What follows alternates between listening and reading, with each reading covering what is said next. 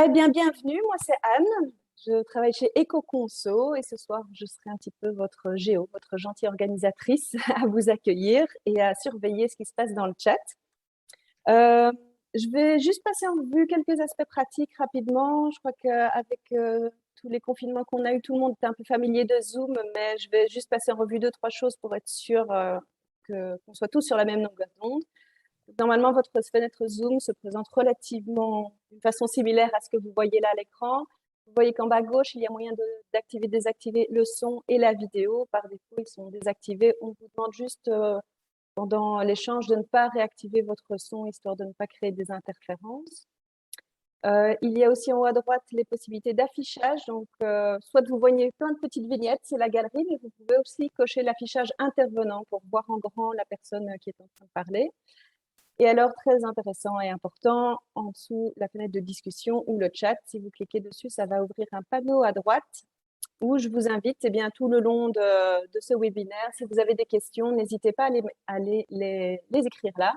Ne les gardez pas pour vous. Peut-être que vous les aurez oubliés d'ici à la fin des interventions. Donc, vraiment, n'hésitez pas tout le long à mettre vos questions là. On les relaiera soit pendant, soit à la fin, mais on les passera toutes en revue.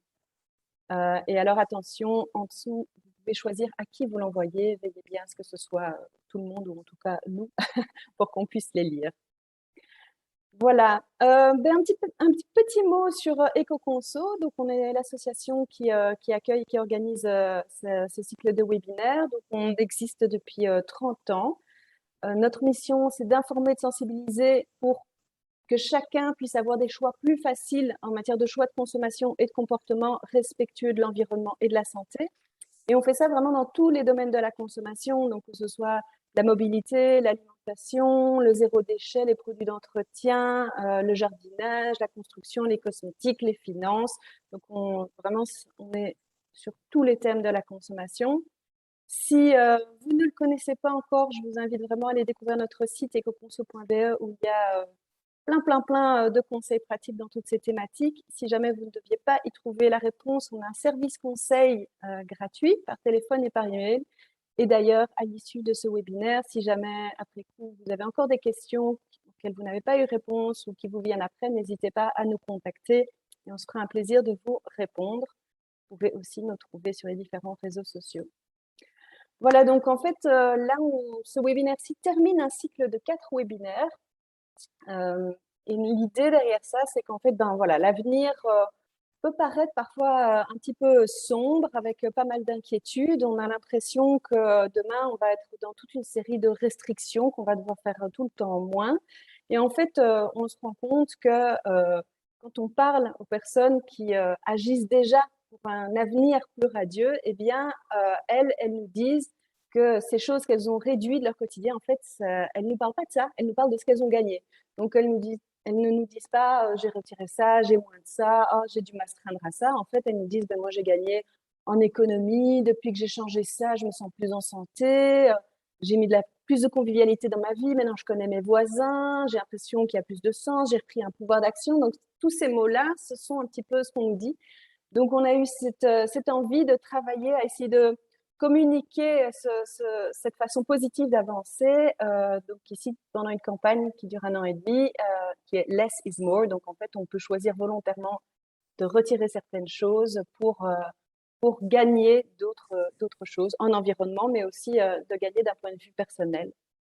Euh, dans ce cadre-là, eh bien, on vous propose un petit jeu de cartes qu'on a édité, dans lequel vous retrouvez notamment dans la plus de sens, des conseils sur l'épargne plus éthique et durable, mais aussi voilà plein de conseils pratiques sur toutes les autres familles. Ce jeu de cartes est gratuit, vous pouvez nous le commander si vous voulez. Et alors, ben, je vous le disais, c'est un cycle de webinaires ici qui se termine et vous retrouvez ici les 3 qui ont précédé ce cycle plus de sens. Je vous les montre parce que il y aura aussi des replays disponibles. Donc, si vous les avez ratés, mais que ça vous intéresse, sur le désencombrement, ce qu'on peut faire au jardin à l'automne pour favoriser la biodiversité, et puis un petit peu des conseils sur le circuit court et le fait maison. Donc tout ça, ce sont des replays des webinaires pardon, qui seront disponibles en replay dès la semaine prochaine. Alors, un dernier petit mot pour vous dire qu'avec cette campagne, on propose aussi un challenge. On fait dans sa vie personnelle. On vous propose toute une série de défis de 15 jours en 15 jours. Donc, l'idée, c'est de relever le challenge et pendant 15 jours, on essaye de relever un geste, de relever un défi, de mettre en place une action. Pour l'instant, on est dans le challenge plus de santé, mais vous voyez qu'en octobre démarrera le challenge plus de sens. Et ça tombe bien, ici, on termine tout un cycle de webinaires sur plus de sens. Dans ce challenge, il y aura notamment le fait de changer votre épargne ou de mettre en place certains des conseils que vous aurez découverts ce soir. Donc, si ça vous tente de relever le challenge, n'hésitez pas à aller vous inscrire sur ecoconso.be/challenge less is more. On vous proposera aussi des petits conseils tout au long des 15 jours. Voilà, vous découvrez l'ensemble de notre campagne sur ce lien. Cette petite intro étant faite, je vais passer la parole à nos deux orateurs de ce soir, nos deux intervenants. Donc, il y a Jonas Moorman, qui est conseiller énergie et climat chez Ecoconso. Et on a le plaisir d'accueillir Éric De Waal, qui est coordinateur de l'axe animation chez Financité. Donc, ce soir, on va parler de sous. Hein.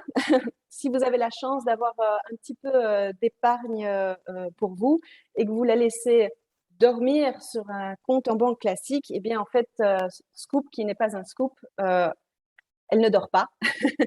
Et donc, ce soir, on va voir un petit peu ce qui se passe pendant qu'on croit qu'elle dort, mais qu'elle ne dort pas. Et puis surtout, comment est-ce qu'on peut faire en sorte que notre argent qu'on a sur son compte puisse plutôt favoriser des choses, travailler dans le sens de nos valeurs et, et soutenir plutôt le développement d'une société qui va plus voilà, dans le sens des valeurs qu'on a envie de soutenir.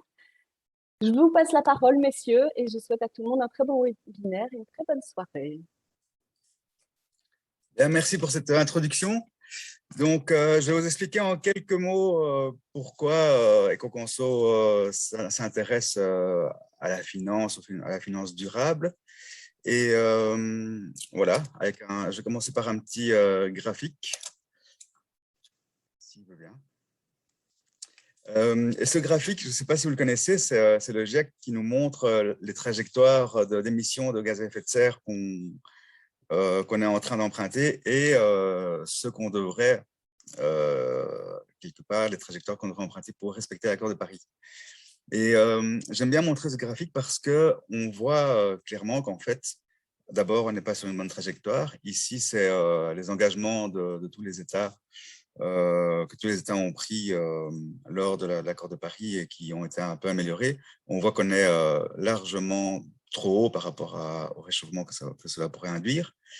Et pour faire bref, en fait, si on estime qu'ici, on a des émissions de 55 gigatonnes de CO2 équivalent par an, eh bien, d'ici 2030, pour être sur une trajectoire beaucoup plus compatible avec Paris, eh bien, on devrait diviser nos émissions par 2.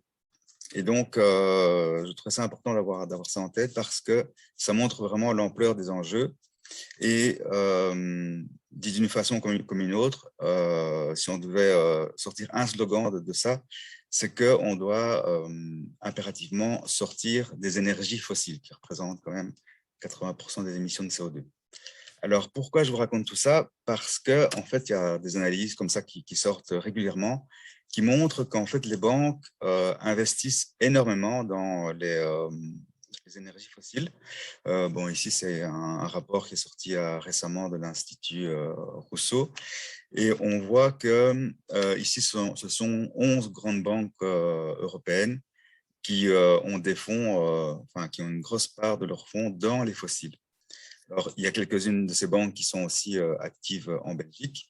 Donc ici, c'est une vision un peu macro qui prend le paysage bancaire de vue d'hélicoptère et qui compte les milliards qui sont investis par ces banques dans des actifs qui sont finalement climaticides.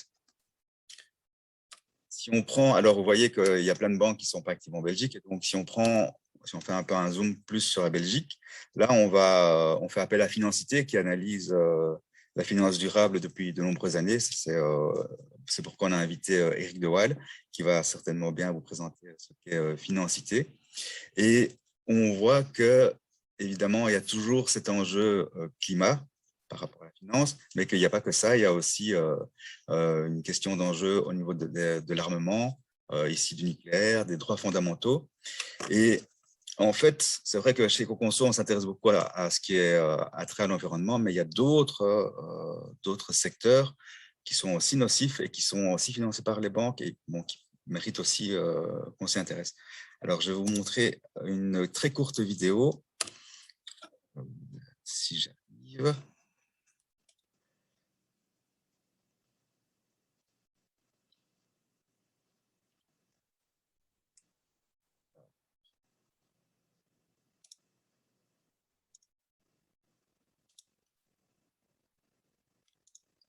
Vous voyez la vidéo? Alors, c'est parti pour 30 secondes. En 2019, les 4 grandes banques ont toutes investi sans exception dans l'alcool, le tabac, les jeux de hasard, le pétrole, le charbon, les sables bitumineux, les paradis fiscaux, les mines et enfin dans l'armement. Il y a des milliers d'entreprises à analyser. Impossible de toutes les passer en revue. On va en pointer une. KBC a placé l'argent de ses clients dans Core Civic pour comprendre l'enjeu. Voilà, cette vidéo est extraite d'investigation, un magazine qui avait été réalisé l'année passée. Tous les papiers que vous voyez sur le sol, ce sont en fait c'est le détail justement des sociétés dans lesquelles les banques investissent. Et quand vous allez voir un conseiller à votre banque, il va vous dire que oui, il y a des fonds durables, il y a des fonds verts, il y a des fonds éthiques, qu'on a l'embarras du choix. Et en général, voilà, ils vendent ça très bien. Et donc ici, dans ces papiers qui étaient par terre, il y avait toutes ces listes et ils ont fait venir des experts en climat, en santé, qui pointaient justement toutes les entreprises qui étaient financées par les banques belges et qui n'avaient vraiment rien rien de durable, évidemment. Et donc, c'est pour montrer qu'évidemment, il n'y a pas que l'enjeu climat et qu'on peut vraiment faire le tour de ces secteurs, on va dire, nocifs dans lesquels investissent les banques. Néanmoins, nous, on s'intéresse vraiment fort au climat. Et donc, pour rester là-dessus, en fait, on a fait plusieurs projets comme ça où on essayait de diminuer son empreinte carbone personnelle. Donc, évidemment, on essaie de moins prendre l'avion, de moins chauffer, de moins prendre la voiture, de manger moins de viande, tout ça. Et on s'est rendu compte que si on oubliait l'épargne, eh bien, on passait à côté d'un très grand secteur. Et il faut savoir que quand on a 1000 € dans une banque classique, on a des émissions de plusieurs centaines de kilos de CO2 par an qui correspondent. Ici, c'est un rapport de Oxfam de l'année passée, Oxfam France, qui montre que, par exemple, BNP Paribas, quand on a 1000 € sur un compte, eh bien, il y a 600 kilos de CO2 qui sont émis. Et donc, quand on a quelques millions d'euros comme ça en banque, eh bien, ça devient significatif.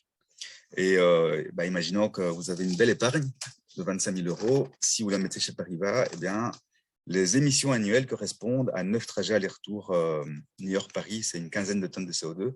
Donc, en fait, le poids de l'épargne est vraiment énorme aussi donc, au niveau individuel.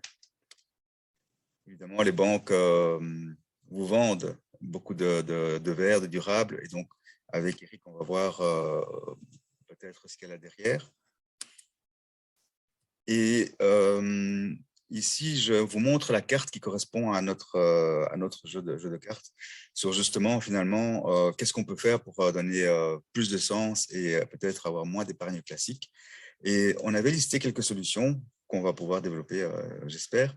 Donc, il y avait ouvrir un compte épargne dans une banque éthique, préférer des placements labellisés Financité Fairfin, soutenir des projets durables, par exemple via un don, du crowdfunding, une plateforme de financement alternatif, comme il y en a de plus en plus, ou aussi évidemment investir directement dans son logement en mettant par exemple de l'isolation qui va là faire diminuer l'empreinte carbone drastiquement.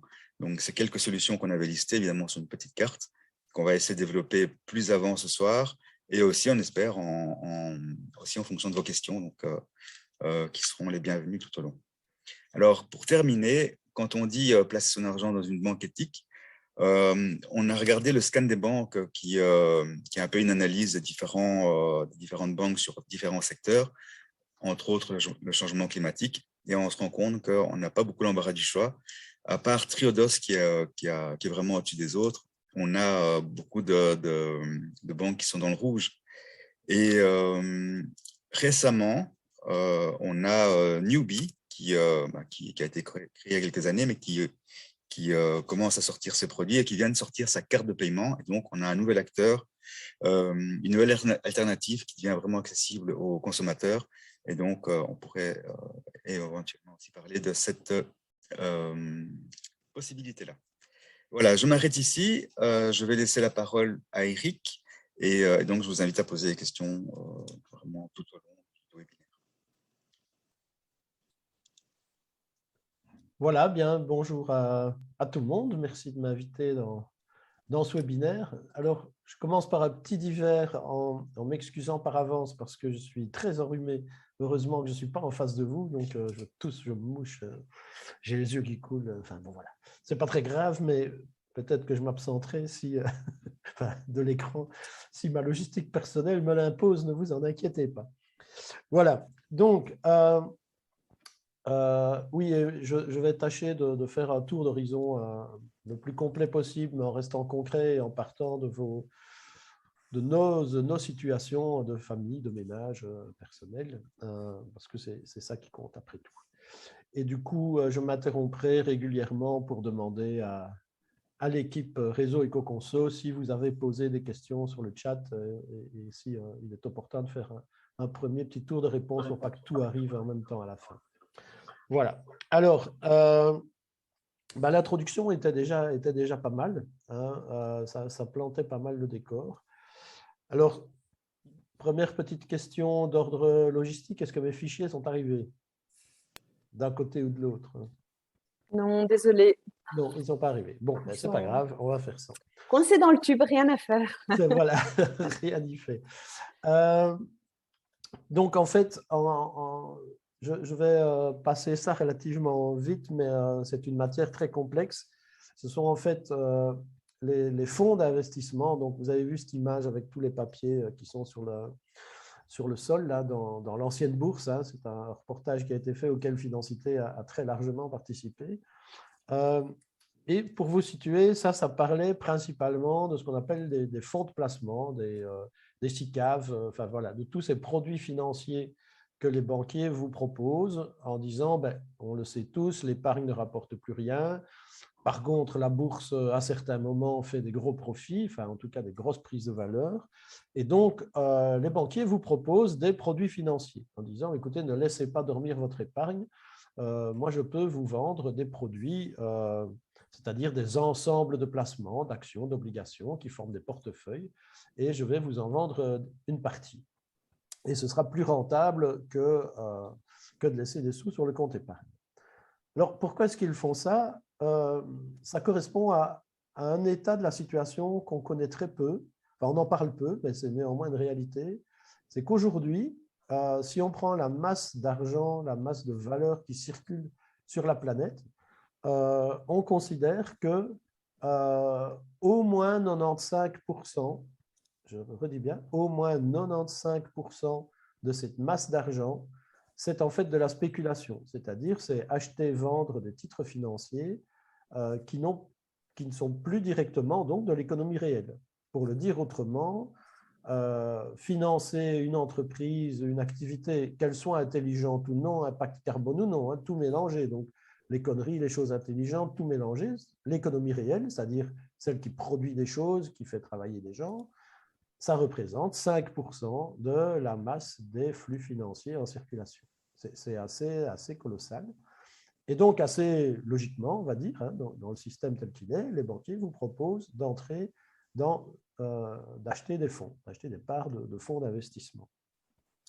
Alors, chez Financité, j'ai deux collègues qui réalisent tous les ans un rapport sur l'ISR, investissement socialement responsable, qui a aussi un volet environnemental. Hein, donc, c'est trier les fonds sur plusieurs critères, des critères environnement, des critères sociaux, des critères de gouvernance.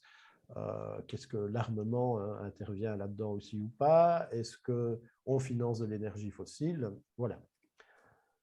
c'est un travail de bénédictine, je vais dire, parce que ce sont des filles. Voilà, c'est un travail de bénédictine parce que il faut s'imaginer que tous ces fonds d'investissement fonctionnent comme des poupées russes. C'est-à-dire que vous avez un fonds qui va lui-même acheter des parts dans un autre fonds, qui achète des parts dans un autre fonds, qui achète des parts d'entreprise. Ce qui fait que quand vous faites une analyse de portefeuille, vous devez, de proche en proche, en analyser toute une série d'autres. Et là où j'ai beaucoup d'admiration pour elle, c'est que tous ces fonds ont des noms. On pourrait s'amuser à les lister, mais enfin, c'est tous des noms en anglais, évidemment, mais qui se ressemblent tous. Global Invest, Green Global Invest, Invest Green Global. Enfin bon, vous avez tout ce qui peut exister comme, comme assortiment de mots. Et il faut aller chaque fois gratter là-dedans, voir ce qu'il y a dans le portefeuille. Et ce qu'il y a dans le portefeuille du portefeuille, vous avez compris. Alors, la bonne nouvelle, c'est que, et ça c'était les graphiques que je voulais vous montrer, mais ce n'est pas grave, c'est qu'il y a de plus en plus de fonds qui se revendiquent, qui s'autoproclament des fonds verts. Et donc, quand votre banquier vous propose des fonds d'investissement, il a sous la main, quelle que soit la banque dans laquelle il travaille, des fonds dans lesquels son organisme bancaire est investi. Ça, c'est la bonne nouvelle. La mauvaise nouvelle, c'est que dans ces fonds-là, une infime proportion, c'est quelques pourcents de l'ensemble de ces fonds, respectent effectivement des critères de base tels qu'ils ont été établis par Financité. Je ne vais pas rentrer dans une déclinaison de chiffres, vous ne les retiendrez pas et ce n'est pas intéressant. Par contre, je vous invite à aller sur le site de Financité, télécharger le PDF qui est l'étude investissement socialement responsable. Il y a une version courte, une version longue. Et là, vous pouvez avoir tous les chiffres, la méthodologie, comment on travaille, etc. Retenons à ce stade-ci qu'il y a beaucoup de fonds, mais extrêmement peu. C'est un peu comme le graphique du scan des banques qu'on a vu là tout à l'heure. Extrêmement peu d'entre eux sont effectivement dans les critères qu'ils revendiquent. En d'autres termes, c'est à 95% du greenwashing, point à la ligne. Voilà. Donc ça, alors maintenant, le fait qu'il y en ait de plus en plus, ça montre qu'il y a un goût du consommateur, il y a une tendance du consommateur à demander ce type de produit. C'est la première étape. Donc, en bon développeur d'entreprise néolibérale, eh bien, puisqu'il y a un goût du consommateur, on va lui vendre ce qu'il demande. Voilà. Et l'idée, c'est de lui vendre ce qu'il demande en mettant un coup de vernis sur ce qu'on avait déjà dans le pipe, mais sans changer les habitudes. Ça, c'est pour la question des fonds. Alors, je reviens maintenant sur des préoccupations beaucoup plus pratiques, concrètes de notre quotidien. On démarre aujourd'hui, enfin, on est aujourd'hui dans une situation financière vraiment atypique. Moi, j'ai suivi des cours d'économie il y a quelques temps maintenant. Vous voyez la couleur de ma barbe que je ne suis pas sorti de l'école récemment. Mais on ne m'a jamais parlé d'un contexte où on pourrait arriver à des taux d'intérêt négatifs. Et pourtant, là, on y est. Ça veut dire quoi, des taux d'intérêt négatifs? Ça veut dire que si j'achète des obligations d'État, par exemple, je vais les acheter aujourd'hui 1000 et on va me promettre que dans 10 ans, quand j'arriverai au terme, ou dans 5 ans, elles vaudront toujours 990. Donc, on me promet que je ne perdrai que 10. Et ça, c'est un produit financier qui se vend. C'est ça qu'on appelle des taux d'intérêt négatifs. De même, les sous qu'on a à la banque aujourd'hui sur un compte épargne, on peut considérer que ces sous-là, ils fondent à la banque. Pourquoi est-ce qu'ils fondent? Parce que vous avez un taux d'intérêt qui frôle le zéro dans toutes les banques, même les banques éthiques. Et par ailleurs, vous avez des frais bancaires qui ne cessent d'augmenter. Et malgré tout, une inflation rampante qui fait en sorte que, avec les 1000 € que j'ai au début de l'année, je n'achète pas les mêmes choses à la fin de l'année. Donc, mon argent vaut moins. Si on met tout ça ensemble, effectivement, mon épargne bancaire, elle fond, c'est-à-dire qu'elle diminue de valeur au fil du temps qui passe. Autre phénomène qui a été accéléré par la période étonnante qu'on vient de traverser, c'est la période du Covid où on est toujours dedans, mais voilà, jusqu'à maintenant, là, on est en train de battre des records en termes de volume d'argent sur les comptes épargne. Alors là, je regarde sur mon copion pour ne pas dire de conneries. On est aujourd'hui à 292,1 milliards d'euros sur les comptes épargne. Donc là, je ne vous parle pas des fonds d'investissement et tout ça, hein, juste sur les simples comptes d'épargne. Donc presque 300 milliards. Et si le Covid continue encore un petit peu et que les primes de fin d'année arrivent comme elles arrivent pour les salariés, en tout cas en fin d'année, eh bien, on peut s'imaginer que début de l'année prochaine, on aura passé le seuil symbolique des 300 milliards sur les comptes épargne. Vous imaginez le bazar. Hein. Donc, ça veut dire que c'est une masse d'argent assez colossale. Ouais, je vais peut-être m'arrêter là, voir s'il y a à ce stade-ci des questions sur le chat ou des réactions à relayer.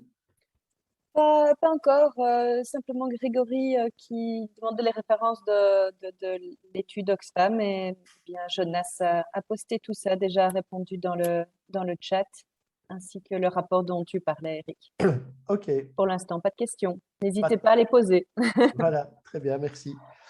Voilà, donc on est aujourd'hui dans cette situation atypique avec de l'argent qui s'accumule sur les comptes épargne, avec, alors là, je suis obligé de faire un petit tour quand même sur la logique de création monétaire aujourd'hui. Je n'aurai pas le temps de l'expliquer en finesse. Si vous le souhaitez, on peut organiser un webinaire ou un atelier pour bien comprendre ça. Mais aujourd'hui, on est dans une situation où l'argent que nous utilisons est de l'argent dette, c'est-à-dire que cet argent, il est créé par des entreprises, des États, des personnes qui font des emprunts. C'est comme ça qu'est créé l'argent qu'on utilise aujourd'hui. Du coup, dans cette période où il faut absolument relancer l'économie, relancer la consommation, moteur de la richesse, la Banque centrale européenne, comme toutes les autres banques centrales, ont créé de la monnaie massivement et l'ont injectée dans les circuits monétaires en se disant, en créant de l'argent, on va faciliter les emprunts et on va relancer l'économie. Et en fait, ce qui est en train de se passer, ce n'est pas tout à fait ce qui était prévu, même pas du tout, c'est que cet argent-là, il est principalement orienté vers les marchés financiers, la spéculation. Comme je vous l'ai dit, 95% des flux, c'est du virtuel, donc ça ne correspond plus à l'économie réelle. Et aujourd'hui, si on veut gagner de l'argent rapidement, il vaut mieux spéculer sur les marchés que de soutenir de l'économie réelle. Ouais, c'est comme ça. C'est pas drôle. Enfin, c'est pas drôle. Si, c'est drôle pour ceux qui sont en train de gagner plein de sous dans ce système-là, mais c'est une réalité. Et donc, maintenant, on arrive à la veille ou l'avant-veille de basculement économique dont on n'a pas idée. Je ne sais pas moi-même quelle forme ça pourra prendre, mais tout le monde est assez unanime pour dire que ça ne va pas pouvoir continuer comme ça encore longtemps. Dernier élément en termes d'ingrédients plutôt macro, et puis je reviendrai sur notre position personnelle à nous, petits ménages wallons ou bruxellois, et qu'est-ce qu'on peut faire avec ça. Dernier élément, c'est l'augmentation drastique du système de paiement électronique, des transactions numérisées. Bref, on peut appeler ça aussi la chasse au cash. Donc, aujourd'hui même, j'ai entendu à la radio que Batopin vient de faire sa grande sortie. Alors, Batopin, c'est une société anonyme créée par les 4 grandes banques belges, à savoir Belfius, KBC, BNP et CBC. Donc, c'est les 4 gros opérateurs bancaires. Ils se sont rassemblés et ils ont décidé de créer une société anonyme qui va installer des distributeurs de billets qui ne seront plus à l'enseigne d'une banque, qui seront à l'enseigne de, je crois que la marque, ce sera Bancontact, tout simplement. Et l'idée, c'est bien sûr de diminuer de façon importante le nombre de distributeurs. Donc, on a une campagne pour l'instant chez Financité qui vise à défendre la possibilité d'utiliser du cash à côté des transactions électroniques, informatiques, mais de conserver du cash. Pourquoi ? Parce que le cash, ça reste un bien commun, ça reste une monnaie qui n'est pas traçable, parce que là, c'est l'objet encore d'autres outils de compréhension, mais quand on met ensemble tout ce que les organismes bancaires et leurs copains assureurs, ou ils sont eux-mêmes assureurs aussi en général, plus une volée d'autres services sur des applications, quand on voit ce qu'ils peuvent rassembler, ça commence à faire un peu peur. Même sans être parano, on se dit, là, ils ont quand même beaucoup de données à mon sujet. Je prends un exemple, celui de Belfius. Belfius, ils viennent de faire un accord avec Proximus. Donc, vous pouvez aujourd'hui faire un abonnement téléphonique en même temps que la gestion de votre compte bancaire. Proximus a développé aussi une application avec je ne sais plus quel spin-off qui vous permet d'avoir un médecin en ligne pour pouvoir régler vos petits bobos sans devoir aller chez le médecin. Et puis, on vous propose évidemment des systèmes d'achat sur Internet, évidemment de la géolocalisation et du guidage. Enfin bref, il y a une volée d'applications qui sont en train comme ça de former une constellation de données qui vous concernent. Alors, bien sûr, on nous bassine avec le RGPD, toutes les organisations doivent faire super gaffe à faire un usage réfléchi et correct des adresses que l'on collecte, etc. Mais à côté de ça, vous ajoutez à ça les réseaux sociaux où des tas de gens mettent volontairement des données qui les concernent parfois très intimement sur les réseaux. Et vous arrivez à la situation où vous allez trouver un banquier pour demander un emprunt hypothécaire pour acheter une maison, et comme il est lié à l'assurance et qu'il vous faudra une assurance solde restant due, eh bien, il connaîtra vos habitudes de vie, si vous faites du sport, si vous avez des problèmes cardiaques, si vous êtes, je ne sais pas moi, asthmatique ou diabétique, et du coup, il adaptera le taux de l'assurance solde restant due ou il ne vous octroiera pas de crédit. Je caricature à peine, hein, je ne crois pas être dans le clan des complotistes. Donc, ce métier de banquier est complètement en train de basculer, puisque on le voit bien, tous les services deviennent payants, et en matière d'investissement, c'est de plus en plus opaque parce que de plus en plus dilué par des entreprises qui sont en poupée russe et des fonds d'investissement en poupée russe. Alors, je fais encore une petite pause et puis je viendrai à nos choix concrets, à nous, citoyens. Qu'est-ce qu'on peut faire avec ça? Je pense que tout le monde est tout oui, donc tu peux continuer. Pour l'instant, il n'y a pas… Ah, attends, voilà, je vois juste ici une intervention qui arrive. Le cash, ingrédient principal du travail au noir qui appauvrit les finances publiques, qui nécessite une impression, un remplacement régulier des distributeurs de billets. Du coup, est-ce que c'est vraiment éthiquement responsable, le cash? Alors voilà, merci à celui ou celle qui a posé la question. C'est un argument qui arrive très souvent par rapport au travail au noir notamment. Alors, par rapport au travail au noir,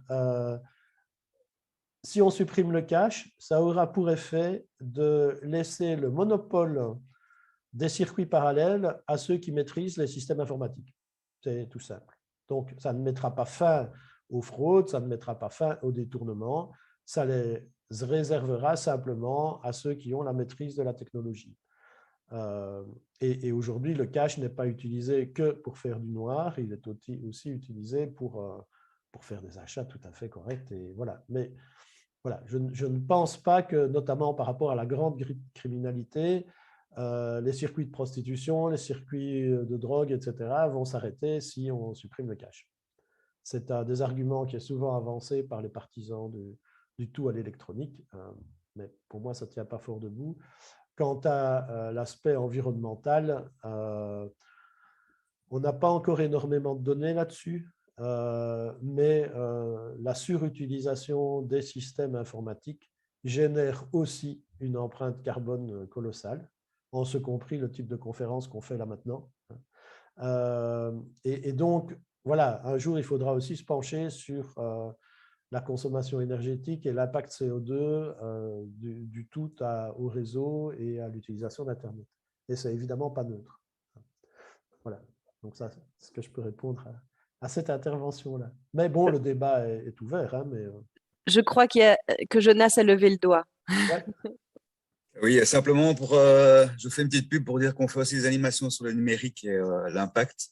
Et bon, juste par rapport à l'impact d'une visioconférence comme maintenant, la bonne nouvelle, c'est que ça permet d'éviter beaucoup d'émissions puisqu'on ne va pas se déplacer.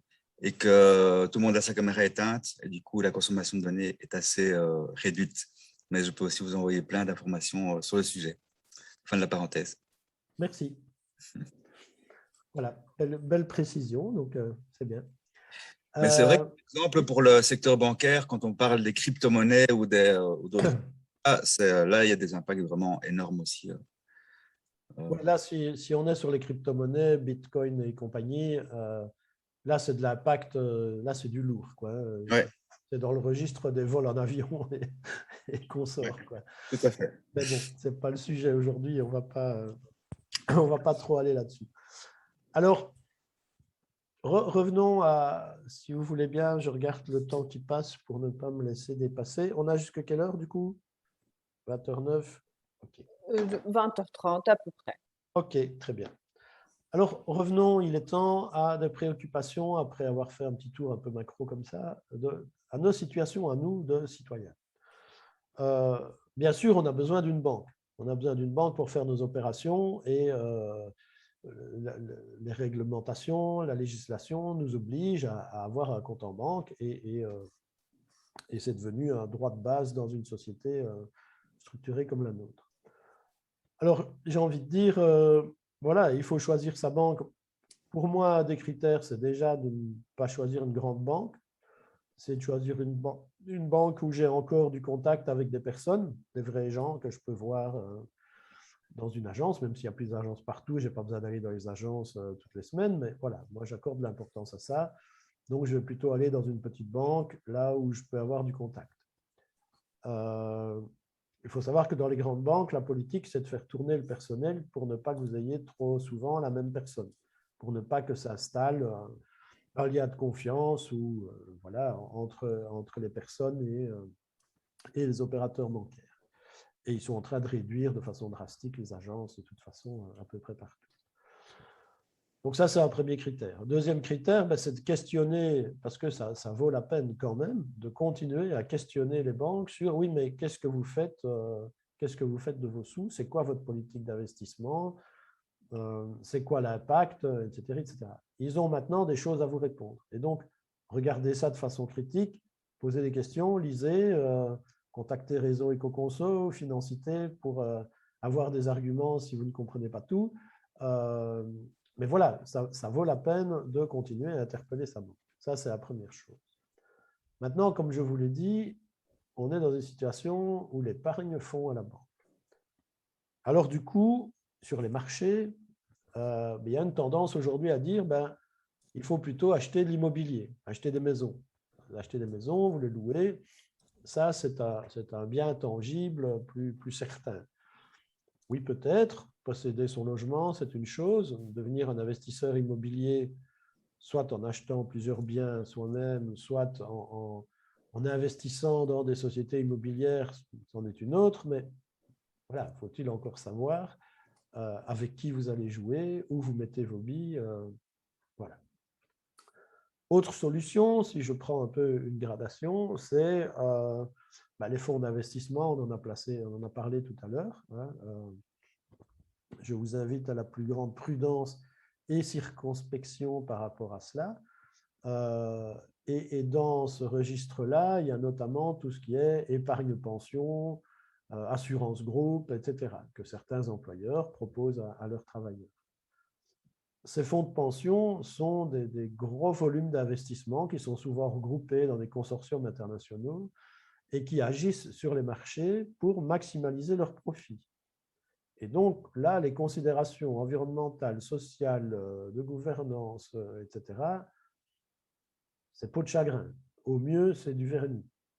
Donc voilà, si vous faites des efforts comme on préconisait dans le petit slide du début, là, faire des petits efforts dans sa vie privée, tout ça, et que vous avez plein d'argent dans un fonds de pension qui est en train de soutenir le contraire de ce que vous essayez de faire, pas besoin d'être un grand économiste pour savoir que vous vous tirez une balle dans le pied.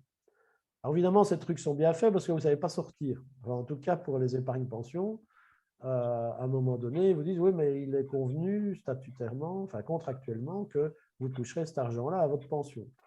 Et du coup, vous devez attendre votre pension pour le toucher et vous continuez à cotiser, machin. Bon, chacun est libre de poser ses choix. Moi, j'avais un de mes employeurs passés avait souscrit à un truc comme ça pour moi, avec une retenue sur salaire. Je n'avais pas le choix, c'était la convention collective. Moi, je l'ai arrêté dès que j'ai quitté cet employeur, et donc j'ai quelques milliers d'euros qui traînent. Je ne sais plus chez quel affreux. Voilà, c'est un, je ne sais plus le nom, mais voilà, bref. Et donc, à ma pension, ben, je toucherai un peu quelque chose s'il en reste. Parce qu'il faut savoir que ces fonds sont quand même sur des marchés spéculatifs, et donc on peut avoir des effondrements colossaux à un certain moment. Je ne vais pas faire l'oiseau de mauvais augure, mais en tout cas, à titre personnel, je n'investirai pas massivement dans ce type de produit, même si l'État nous donne un incitant fiscal. Ce qui, de mon point de vue, alors peut-être que je suis un gauchiste un peu extrémiste, mais un État qui dit à ses citoyens investissez dans des fonds complémentaires privés pour être sûr, parce que moi, mon système de pension qui est mutualisé, qui est le système de pension officiel de base, ben voilà, il vaut mieux le compléter. Je vous incite à le compléter. Je trouve ça d'une incohérence et d'une injustice crasse, parce que ça veut dire que les gens qui ont moins de moyens ne peuvent pas le faire. Et que ce qu'on demande à l'État, c'est d'avoir une juste redistribution via les cotisations sociales, les contributions qu'on paye. Je préfère contribution à impôt, pour toutes sortes de raisons. Voilà, donc il y a tout ce volet des fonds de pension. Et de nouveau, il n'y a pas de secret. Si on vous promet des rendements mirifiques, ben, ce n'est pas à n'importe quel prix. Il faut que quelqu'un paye la facture quelque part. Et d'ailleurs, ces fonds, généralement, ne promettent pas des taux. Ils vous montrent les rendements du passé en vous disant ben, il n'y a pas de raison que ça ne continue pas comme ça. Et en inscrivant en dessous de la publicité, les résultats du passé ne garantissent pas ceux du futur. C'est tout à fait la phrase, mais c'est quelque chose comme ça. Voilà, donc ça, c'est encore autre chose. Alors, si je continue sur l'axe de ce qui s'offre à nous, ben, il y a acheter des choses utiles. Acheter des choses utiles, c'est-à-dire pas des choses motorisées, pas des choses électriques, des objets qui peuvent être utiles. Essayer de sortir de l'emprunt pour sa maison. Si on a des sous, ben, de l'isoler convenablement, comme on disait tout à l'heure, pour sécuriser ses factures énergétiques. Là, je crois qu'on est aujourd'hui à l'aube d'une fameuse explosion des coûts de l'énergie. Je ne crois pas que c'est un épisode passager. Je crois que c'est une lame de fond à laquelle on va être confronté.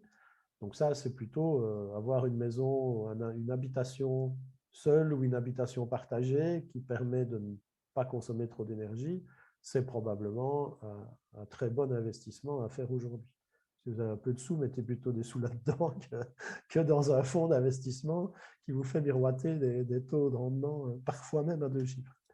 Voilà.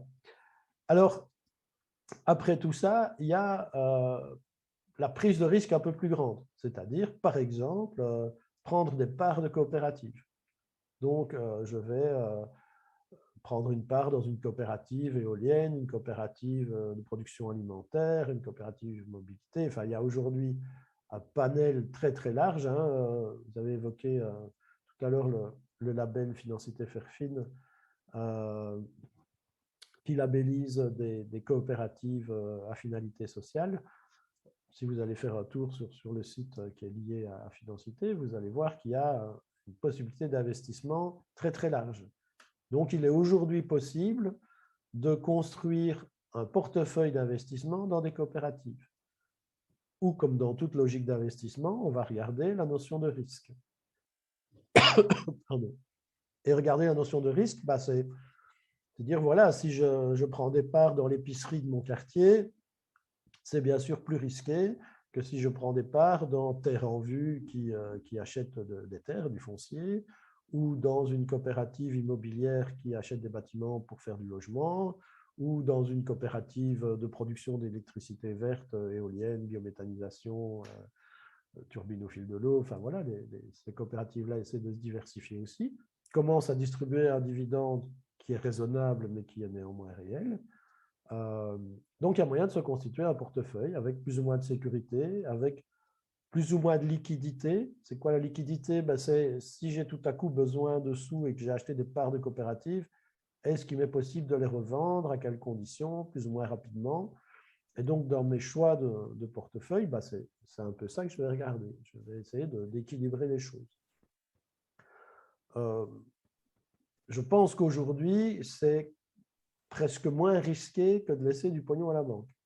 Pourquoi? Parce que vous avez aussi quand même la relation de confiance, parce que vous avez, en tant que coopérateur, une possibilité d'aller à l'Assemblée générale, vous avez accès à tous les documents, à l'évolution de la comptabilité, et surtout, vous êtes dans un contexte, et ça, si je pouvais faire en sorte que vous ne reteniez qu'une seule chose, c'est celle-ci, c'est que considérez que ma réserve financière, quel que soit l'endroit où je la mets, compte épargne, fonds d'investissement, prise de part dans des coopératives, etc., quelle que soit la formule, une formule qui me ramène un gros rendement est forcément une formule qui génère des coûts.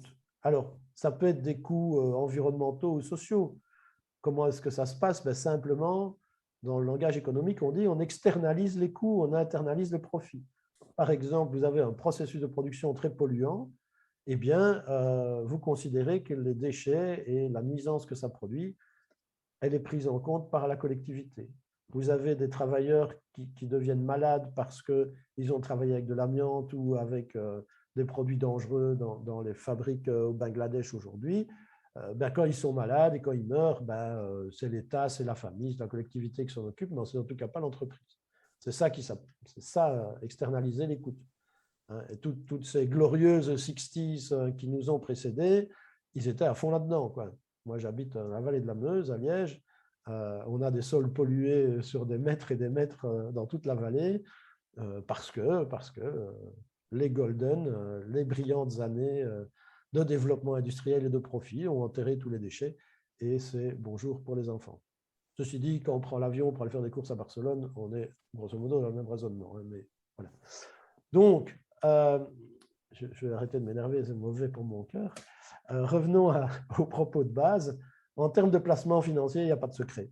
Si vous voulez faire un gros profit sur votre investissement, forcément, il y a quelque chose, du vivant, qu'il soit animal ou végétal ou humain, qui douille quelque part. Ouais, ça, on peut analyser le truc dans tous les sens, il n'y a pas de secret.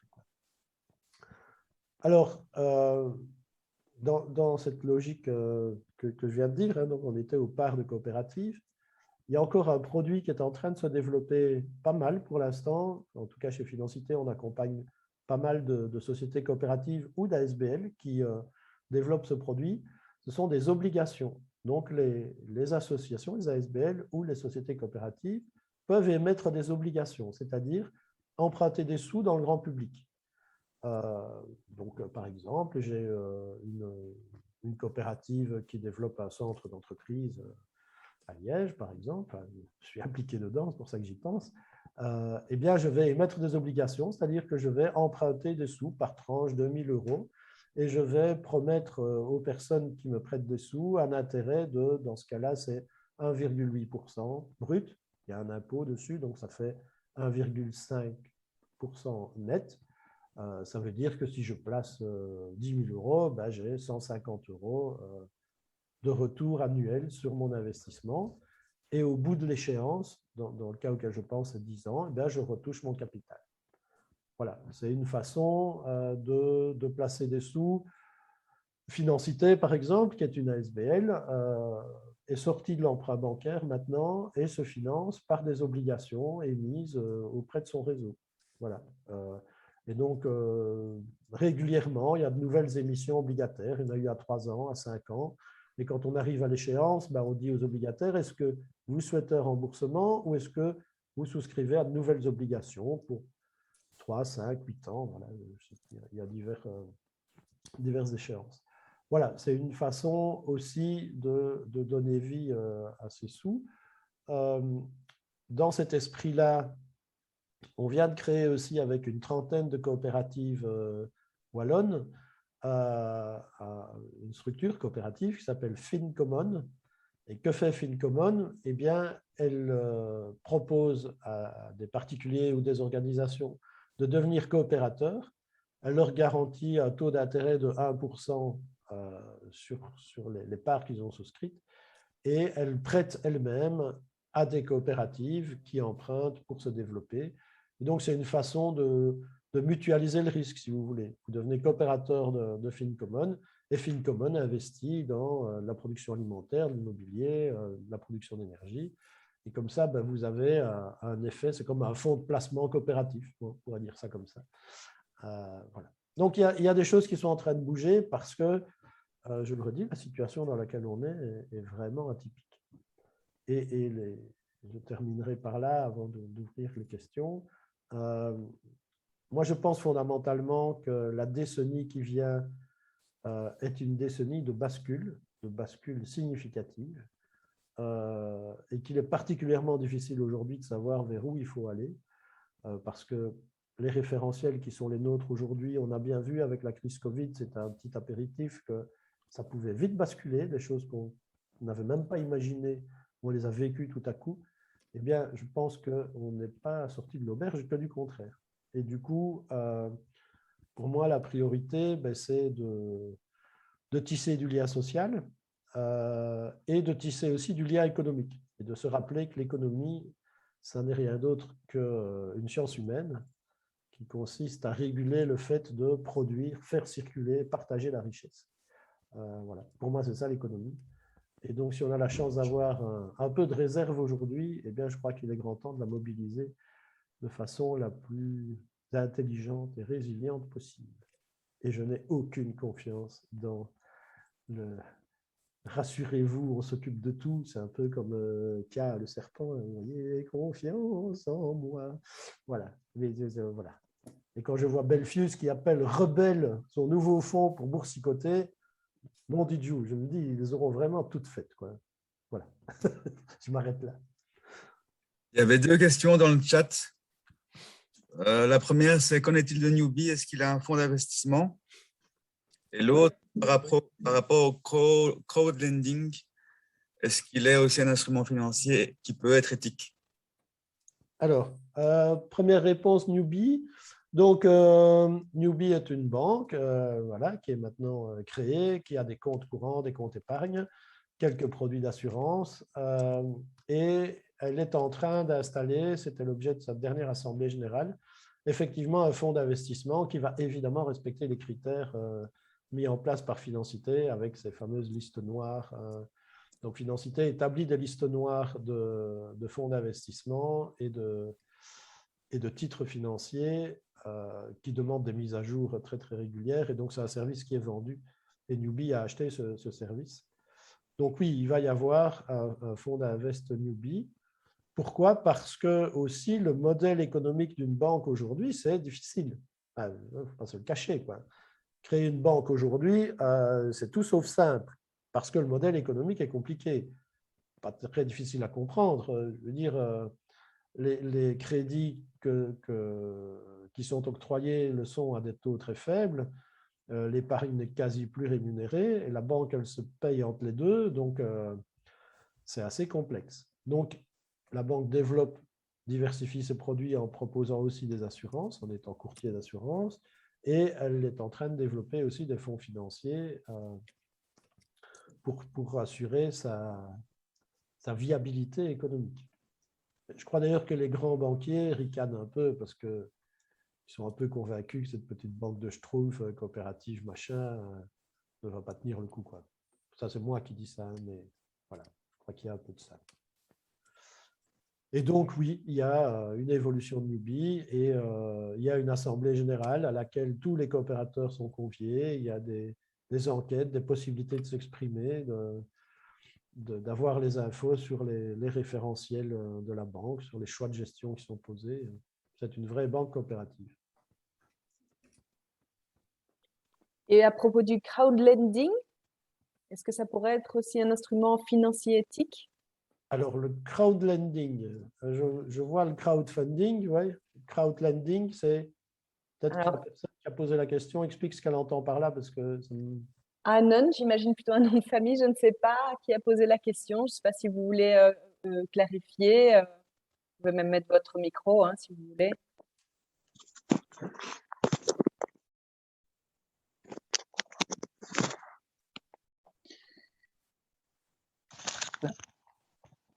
Donc, c'est des plateformes comme je pense que c'est Comme Look&Feel. l'ITA ou des choses comme ça?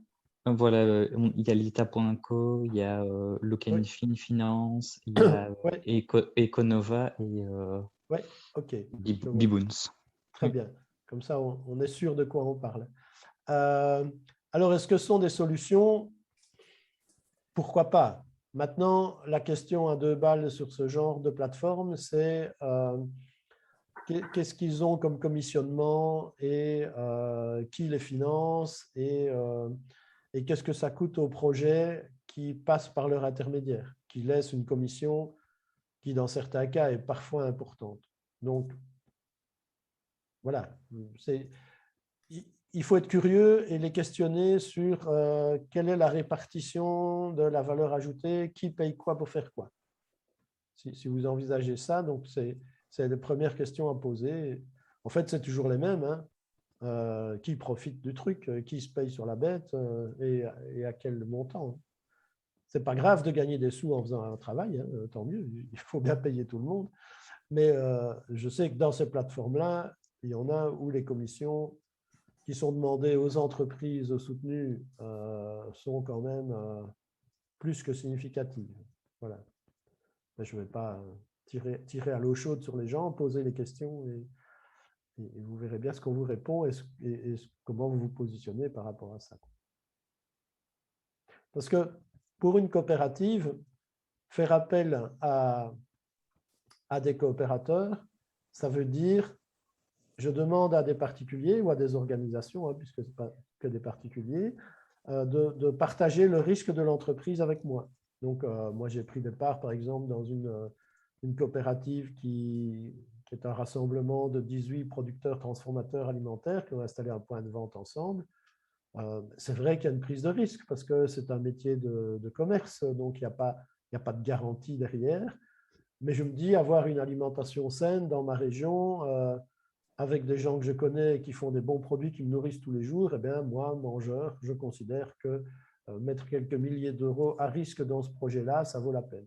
Et si on est quelques dizaines, quelques centaines à faire ça, ben, on crée un outil économique qui a un financement mutualisé, c'est-à-dire qu'on a réparti la prise de risque sur un grand nombre de gens pour construire l'entreprise.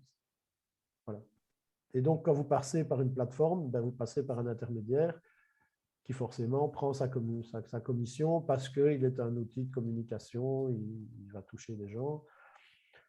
Ce qui est parfois un peu critiquable dans ces plateformes-là aussi, c'est l'utilisation qui est faite des adresses.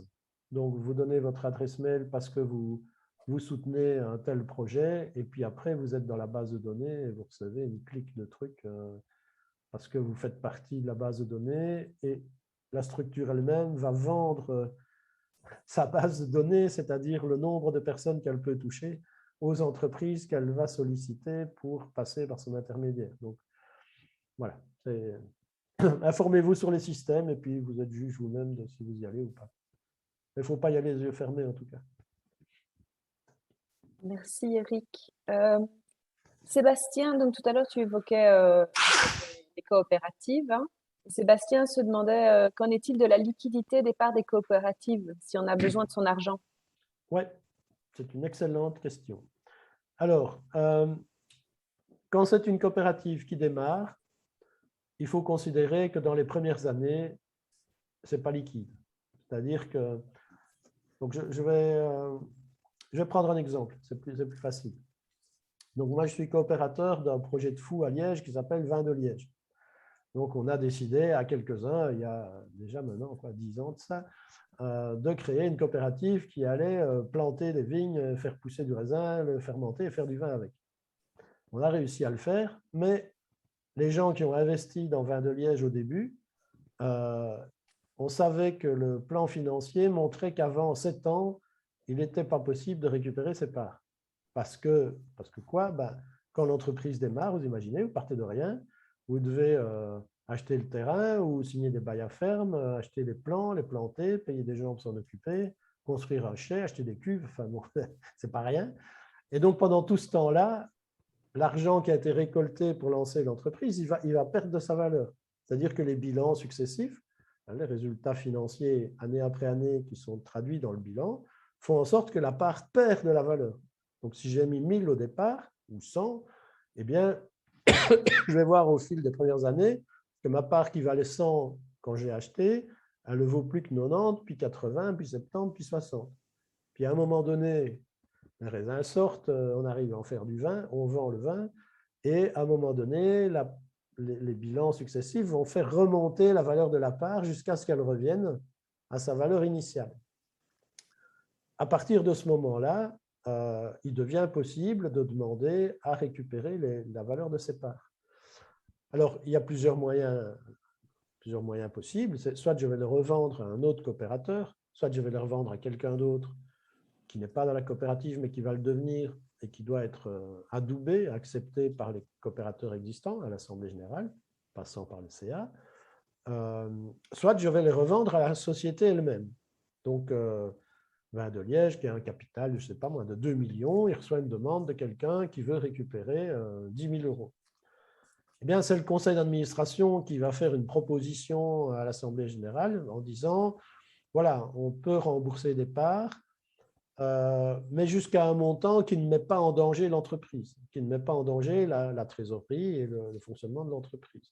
Puisque un administrateur ne peut pas mettre en danger le bien commun de toute la coopérative pour satisfaire un qui demande à sortir. D'accord ? Donc, voilà, il n'y a pas, par définition, une part de coopérative, ce n'est pas très liquide. Mais au bout d'un certain temps, il devient raisonnablement possible de les revendre, soit à un tiers, soit à la société elle-même. Et pour terminer l'explication, dans les coopératives à finalité sociale, il est statutairement convenu que la part nominale, c'est-à-dire la valeur à laquelle j'ai acheté ma part, n'augmentera pas, même si dans le bilan, ma part qui valait 100, je dis, elle pouvait descendre, mais quand les affaires marchent bien, elle peut prendre de la valeur, elle peut monter. Eh bien, cette différence entre le prix d'achat original et la valeur qu'elle a parce que les affaires vont bien, ça reste dans la société, c'est du bien commun. Donc, si je veux récupérer mes parts, je vais récupérer au mieux la valeur qu'elles avaient quand je les ai achetées. Et si ma part de 100 vaut 120, eh bien, je recevrai quand même 100, et les 20, ils resteront dans le bien commun de la société pour consolider l'ensemble. Voilà. Et ça se trouve dans les statuts. Donc, avant d'investir dans une coopérative, il faut lire les statuts. Et si on ne les comprend pas, il faut questionner les gestionnaires et être bien sûr de ce qu'on fait. Voilà. L'élément clé, quel que soit le moyen, c'est de bien s'informer. Hein. Je crois que c'est ce qui ressort de ce que tu dis. Oui, et un élément super important, ne jamais avoir peur de poser des questions idiotes. Non, mais vraiment, quoi. Enfin, voilà. Parce que parfois, on n'ose pas poser une question. Dans les assemblées générales, c'est assez typique, quoi. Voilà. Et puis, quand vous posez la question, à la pause, vous avez 10 personnes qui viennent vous dire « Ah, merci, je me disais pareil, mais je n'osais pas le dire. » Donc, voilà, vraiment, il ne faut pas hésiter, quoi. C'est aussi ça, la participation et la finance solidaire, c'est d'être honnête avec soi-même. Tant que je n'ai pas compris, ben, tant pis, je pose des questions, quoi, voilà. Et puis, quand j'aurai bien compris et que je suis capable de l'expliquer à quelqu'un d'autre, là, peut-être des chances pour que ça commence à rentrer. Voilà. Il y a encore une question de Nanou sur l'épargne pension. Il dit, si on souhaite tout de même souscrire une épargne pension, est-ce qu'il en existe des éthiques ou des durables en Belgique? J'avais cherché il y a quelques années, mais rien n'existait. Il me semble que Newbie travaillait sur la question. Ouais. Non, il n'existe toujours rien. Voilà, voilà. C'est une réponse qui est claire. Désolé, mais c'est... Voilà. Donc, voilà, si vous avez... Il vaut mieux acheter une prairie et se dire qu'un jour, elle servira à quelque chose. Et si je dois la revendre parce que j'ai besoin de liquide, ben, je revendrai ma prairie. Voilà. C'est à mon sens plus efficace qu'une épargne pension. Ok, je reparcours un petit peu le chat. J'ai l'impression qu'on a un petit peu fait le tour des questions. Il y avait aussi une question de Marie qui demandait si on pouvait avoir des liens vers des coopératives à soutenir, mais Jeunesse et moi, on a déjà posté quelques références dans le chat avec la page que tu renseignais, Eric, du label, Ouais. du label, et un article qu'on avait réalisé aussi sur les coopératives et que regarder. Donc voilà, n'hésitez pas, Marie, si après ça vous avez encore des questions, des choses comme ça, à revenir vers nous. Mais là, vous trouverez déjà un petit peu quelques pistes pour vous répondre là. Et je pense que... Oui, vas-y, je vous en prie. Si je peux rebondir sur la façon dont tu formules les choses, bien sûr, investir dans une coopérative, c'est la soutenir, mais c'est aussi investir dans une économie réelle et durable. Et dans la notion d'investir, allez, quand on a des sous dont on n'a pas besoin tout de suite, on a deux préoccupations. Que ces sous-là existent toujours quand j'en aurai besoin, première, et deuxième, que ça produise un maximum de rendement. Pour moi, dans la logique d'investissement moderne et responsable, eh bien, on se dit, le fait que ça produise de l'intérêt et des dividendes à crever, ce n'est pas ma priorité. Ma priorité, c'est que ça soit utile et que je puisse récupérer mes sous un jour si j'en ai besoin. Et donc, cette évaluation du risque, je nous invite vraiment à raisonner cette fois comme un investisseur. Et quand on a des sous à mettre et qu'on se dit, bah, tiens, je vais soutenir l'économie réelle via des prises de part dans des coopératives, eh bien, il me semble intelligent aujourd'hui de faire un peu un panel, quoi. De dire, ben voilà, si j'achète des parts dans Terre en Vue, par exemple, c'est que du foncier, ben, c'est quand même vachement plus sécure que de mettre des parts dans Médor, qui est un journal, voilà. Mais quand je mets des parts dans Médor, je soutiens une presse indépendante, ce qui est vraiment important. Et donc, dans mes choix à moi, je vais me poser la question de, dans ma réserve, qu'est-ce que je peux un peu risquer, quelle partie j'ai envie de ne pas risquer. Voilà, donc c'est vraiment un raisonnement d'investisseur, en fait. Voilà. Et donc, je nous invite en tant que citoyens éveillés à entrer dans cette logique-là et à panacher un peu les projets dans lesquels j'investis. Bien sûr, ça les soutient, mais c'est aussi ma démarche d'investisseur. Et alors, ça devient très gai d'en parler dans les familles, dans les cocktails, dans les trucs, dans les machins, avec des gens qui ont mis des sous dans des fonds, machin, qui généralement se font avoir, mais n'osent pas trop le dire. Donc ça aussi, c'est un truc général, et je vous assure, ça fait des années que je travaille sur ces matières-là. Le nombre de gens qui se font plumer, qui se font pigeonner comme des bleus, il y en a plein. Évidemment, ce n'est pas le genre de choses que tu partages volontiers quand on fait une petite discussion sur c'est quoi les placements, les rendements et tout ça. L'exemple le plus caricatural, c'est les kékés qui spéculent sur le Bitcoin et qui sont en train de se... Je dis les kékés parce que c'est plutôt des gars, voilà, comme ça, qui sont en train de se faire des gros bras parce qu'ils viennent de gagner une somme fabuleuse en quelque temps grâce au Bitcoin. Et les mêmes ne disent pas que 3 mois plus tôt, ils se sont fait ratiboiser en ayant perdu 90% de leur mise. Voilà, donc ça vaut la peine de savoir cette donnée-là. En effet. Voilà, mais bien, écoute, je reparcours le chat, mais j'ai l'impression que nous avons répondu à toutes les questions qui sont arrivées. Si vous avez encore des questions, n'hésitez pas. C'est le moment, c'est l'instant. On est là pour vous répondre. Et je vois, voilà, des remerciements. Voilà, un point de vue très intéressant. Merci beaucoup. N'hésitez pas à mettre encore si vous avez des questions et un peu plutôt des remerciements qui arrivent. Et si jamais vous avez encore des questions après, évidemment, comme je vous le disais, comme vous le disiez en entrée, n'hésitez pas à nous contacter, que ce soit Financité ou Ecoconso. D'un côté ou de l'autre, on se fera un plaisir de faire le relais vers la personne qui vous renseignera le mieux à ce sujet. Voilà, pas mal de remerciements qui arrivent dans le chat, mais pas de questions. Merci à vous, surtout, tous, d'avoir été au rendez-vous ce soir.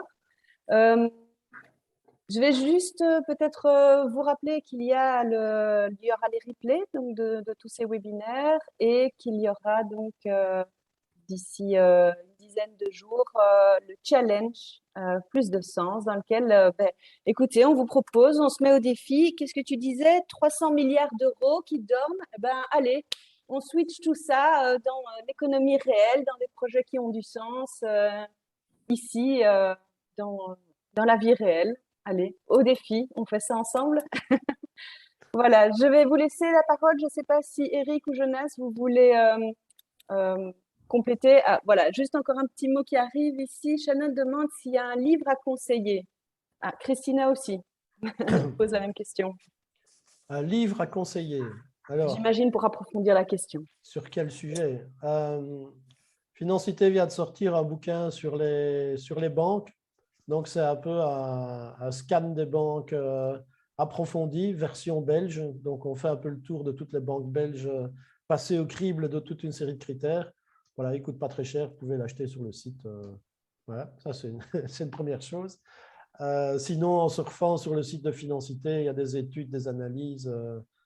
Voilà, il y a de quoi devenir enragé sur les financiers et bouffer du banquier tous les matins. Mais il y a peut-être des banquiers parmi nous, mais bon, je les plains parce que beaucoup d'entre eux sont dans des situations où les personnes qui sont en première ligne n'ont pas les informations de ce qui est fait de leur travail par les grosses machines dans lesquelles ils sont coincés. Donc, voilà. Si c'est le cas, ils n'ont pas fait leur coming out ce soir. Non, mais ceci dit, c'est vraiment des positions. Enfin, j'ai quelques amis qui travaillent dans des grosses banques. C'est vraiment très, très difficile, quoi. Et il y a des grosses tensions. Et les gens ne sont pas idiots, donc ils comprennent quand même un peu ce dans quoi on est en train d'évoluer. Et voilà. Donc, j'ai plutôt de la compassion et de la soutenance pour ces travailleurs-là que de l'agressivité, en tout cas. Et ben voilà, merci Christine qui a partagé le lien vers le livre effectivement de Financité. Je vous rajoute aussi un petit lien avec un peu un résumé, en tout cas des pistes que nous avons évoquées chez EcoConso dans un article et qui fait plein de liens vers Financité aussi. Voilà, je ne pense pas qu'il y ait de nouvelles questions qui arrivent, surtout des remerciements. Merci à vous tous. Je ne sais pas, Jonas ou Eric, si vous voulez terminer avec une précision, un dernier mot pour la fin. Moi, je vais peut-être remercier Eric pour l'exposé très clair. Et voilà, on sent qu'il a beaucoup d'expérience et qu'il connaît bien le sujet. Donc, c'est vraiment chouette parce que ce n'est pas un sujet facile. Et donc, merci de nous avoir épaulés dans cette présentation et d'avoir défriché un peu ce thème très vaste. Ouais, bah, merci à vous. C'est défricher le bon mot. Maintenant, il faut sortir les pommes de terre, les racines et aller un peu plus loin dans la compréhension. Mais voilà, n'hésitez pas à me contacter si vous avez des questions plus précises, des envies, des idées d'action. Voilà. Eh bien, merci à tout le monde. Je vais encore juste mettre un petit lien, voilà, pour une question à propos des cartes qu'on a présentées là en début de webinaire. Je vous mets le lien tout de suite dans le chat. Vous trouverez les infos pour pouvoir les commander. Elles sont disponibles gratuitement, pas besoin de les acheter. Voilà. Bien, merci à tout le monde qui était présent ce soir. Je le redis encore une fois, si vous avez des questions encore par la suite, n'hésitez pas. Et puis le mot-clé, c'est posez-les, vos questions. On l'aura bien compris, renseignez-vous, titillez, creusez jusqu'à être sûr de tout bien comprendre. Oui, effectivement, Myriana, quand on arrêtera la réunion, les liens auront disparu. C'est pour ça que je laisse un petit peu le temps à chacun là de vite cliquer sur ce qu'il faut.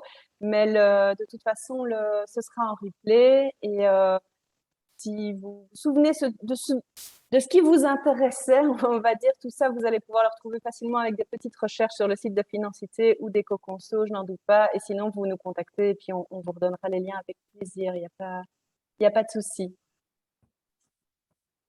Voilà, eh bien merci beaucoup Jonas et je réitère effectivement un grand merci Eric pour toutes ces infos très concrètes et pertinentes. Merci à vous tous d'avoir été parmi nous ce soir. Et on va se quitter là et on vous souhaite une très très bonne soirée. Bonne soirée à tout le monde.